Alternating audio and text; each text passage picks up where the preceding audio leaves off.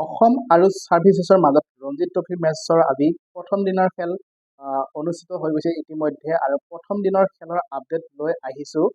প্ৰথম দিনৰ খেলতে আচলতে আজি হাহাকাৰ লাগিছে ক'বলৈ গ'লে, কাৰণ 25টাকৈ উইকেট প্ৰথম দিনৰ খেলতেই গৈছে।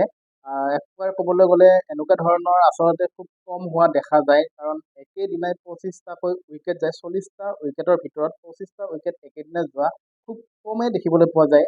খেলখন অনুষ্ঠিত হৈ আছে তিনিচুকীয়া ডিষ্ট্ৰিক্ট স্পৰ্টছ এছ'চিয়েশ্যন খেলপথাৰত। এক প্ৰকাৰে ক'বলৈ গ'লে অসমৰ ঘৰুৱা খেলপথাৰ হয় এখন। অসমতে খেলখন অনুষ্ঠিত হৈছে, তিনিচুকীয়াত খেলখন অনুষ্ঠিত হৈ আছে। আৰু আজিৰ মেচখনত অসম দলে টছত জয়ী হয় প্ৰথমে বেটিং কৰাৰ সিদ্ধান্ত লয় আৰু প্ৰথমে বেটিং কৰিবলৈ আহি মাত্ৰ 103 ৰান কৰে। প্ৰথমটো ইনিংছত 103 ৰানতে আটাইকেইটা উইকেট হেৰুৱাই অসম দলৰ প্ৰদ্যুন শইকীয়াৰ 52 ৰান আৰু ৰিয়ান পৰাগৰ 36 ৰানৰ বাহিৰে কোনো এগৰাকী খেলুৱৈ কিন্তু ভালকৈ খেলিব নোৱাৰিলে। পাৰভেজ মুশ্বাৰফ 0 ৰানত আউট হৈছে, জেনিছ জাছ কেপ্টেইন 0 ৰানত আউট হৈছে, সুমিত ঘাটিকাৰকৰ 0 ৰানত আউট হৈছে, শিৱশংকৰ ৰয় 0 ৰানত আউট হৈছে, আকাশ সেন গুপ্তা 0 ৰানত আউট হৈছে, লহকৰ 0 ৰানত আউট হৈছে, মুক্তাৰ হোসেন 1 ৰানত আউট হৈছে, পুৰুকাষ্ঠ 13 ৰানত আউট হৈছে। তেনেকৈ গোটেই বেটিং লাইন আপ আচলতে খুব দুৰ্বল বেটিং কৰিলে প্ৰথম ইনিংছটোত অসম দলে। তাৰপিছত ছাৰ্ভিচেছে যেতিয়া বেটিং কৰিবলৈ আহিলে, ছাৰ্ভিচেছৰ অৱস্থাও কিন্তু সেই একেই হ'ল। ছাৰ্ভিচেছে মাত্ৰ 108 ৰানহে কৰিবলৈ সক্ষম হ'ল, কিন্তু ছাৰ্ভিচেছে তথাপিও 5 ৰান এটা লিডহে ল'লে অসম দলতকৈ। আৰু এটা সময়ততো ছাৰ্ভিচেছৰ অৱস্থা অসম দলতকৈ বেছি বেয়া আছিল, কাৰণ 69 ৰানতে 9টাকৈ উইকেট হেৰুৱাইছিলে ছাৰ্ভিচেছে। অসম দলৰ হাতত ধুনীয়া এটা সুবিধা আছিল লিড লোৱাৰ, কাৰণ 69 ৰানতে যিহেতু 9টাকৈ উইকেট গৈছিলে ছাৰ্ভিচেছৰ।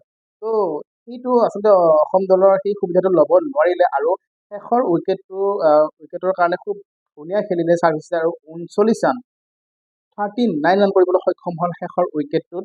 আৰু তেনেকৈ 108 ৰান কৰিবলৈ সক্ষম হ'ল ছাৰ্ভিচেছে আৰু 5 ৰান লিডহে ল'লে ছাৰ্ভিচেছে। আৰু ছাৰ্ভিচেছৰ হৈ সৰ্বাধিক 51 ৰান ইৰফান খানে কৰিলে, তাৰ বাহিৰে কোনো এগৰাকী খেলুৱৈ কিন্তু ভাল খেলিব নোৱাৰিলে। অসম দলৰ দৰে হ'ল অৱস্থাটো। আজিৰ দিনটোত কিন্তু 25টা উইকেটৰ ভিতৰত প্ৰায় 10-11টা উইকেট কিন্তু 0 ৰানতে গৈছে। এতিয়া যদি প্ৰথম ইনিংছটোত আমি অসম দলৰ বলিং প্ৰদৰ্শন চাওঁ, তেতিয়াহ'লে ৰিয়ান পৰাগেতো খুব সুন্দৰ বলিং কৰিলে। আজি 10 অভাৰত 25 ৰান দি 5টাকৈ উইকেট ল'লে ৰিয়ান পৰাগে। তো খুব সুন্দৰ বলিং ৰিয়ান পৰাগৰ। বেটিঙত 36 কৰিছিলে আৰু বলিঙত 5টাকৈ উইকেট লৈছিলে। তো তাৰপিছত ৰাহুল সিঙেও সুন্দৰ বলিং কৰিছে। 11 অভাৰ 2 বলত 44 ৰান দি 4টাকৈ উইকেট লৈছে ৰাহুল সিঙে। মুক্তাৰ হোসেনে 5 অভাৰত 19 ৰান দি এটা উইকেট লাভ কৰিছে। তো লহকৰ 1 অভাৰ দিছিলে, পুৰুকাষ্ঠই 2 অভাৰ দিছিলে। ইয়াৰ পিছত পুনৰ যেতিয়া অসমৰ দলটোৱে ছেকেণ্ড ইনিংছ বেটিং কৰিবলৈ আহিলে, সেইটোহে কিন্তু বেয়া হ'ল, কাৰণ প্ৰথম ইনিংছটোত যি হৈছে ছেকেণ্ড ইনিংছটোত আচলতে ভাল বেটিং কৰিব লাগিছিলে, কাৰণ 5 ৰানৰ যদিও লিড আছে, মাত্ৰ এটা দিনৰহে খেল হৈছে আজি আৰু 3টা দিনৰ খেল আছে। কাৰণ ছেকেণ্ড ইনিংছটোত ভাল বেটিং কৰি এটা ডাঙৰ লিড ল'ব লাগিছিলে। এটা লিড ল'লে তেতিয়াহ'লে এই মেচখনত জয়ৰ চান্সটো বেছি থাকিলে হয়। কিন্তু এতিয়া কি হ'ল, ছেকেণ্ড ইনিংছটোত মাত্ৰ 56 ৰানত মাত্ৰ 56 ৰানতে 5টাকৈ উইকেট হেৰুৱালে অসম দলে এই প্ৰথম দিনৰ শেষ হোৱালৈকে।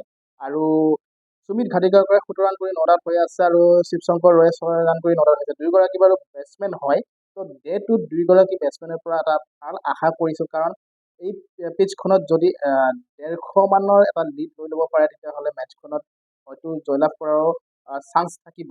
কাৰণ এই পিচখন একদম বলিং পিচ হয়, কাৰণ অসমৰ যি 5টা উইকেট ছেকেণ্ড ইনিংছটোত আকাশ সেন গুপ্তা মাত্ৰ 5 ৰান কৰি আউট হৈছে, প্ৰদ্যুন শইকীয়া 0 ৰানতে আউট হৈছে। প্ৰথম ইনিংছটোত ভাল বেটিং কৰিছে প্ৰদ্যুন শইকীয়া, কিন্তু দ্বিতীয় ইনিংছটোত 0 ৰানত আউট হৈছে। পাৰভেজ মুশ্বাৰফে 1 ৰানতে আউট হৈছে।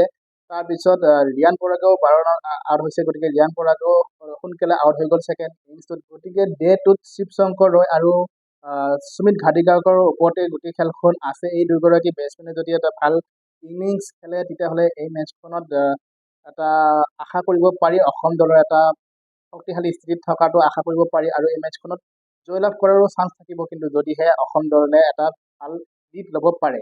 কাৰণ পিচখন যিহেতু বলিং পিচ আৰু আজিৰ যি দিনটোত কমেও 10-11গৰাকী খেলুৱৈ কিন্তু 0 ৰানত আউট হৈ যোৱা দেখিবলৈ পোৱা গৈছে। তো ডে-টোত আশা কৰিম অসম দলে কামবেক কৰিব আৰু লৈ আহিম ডে-টোৰ আপডেট। চাই থাকিব ভিডিঅ'বিলাক, লাইক শ্বেয়াৰ কৰি যাব, লগতে চেনেলটো ছাবস্ক্ৰাইব কৰি দিব। ধন্যবাদ।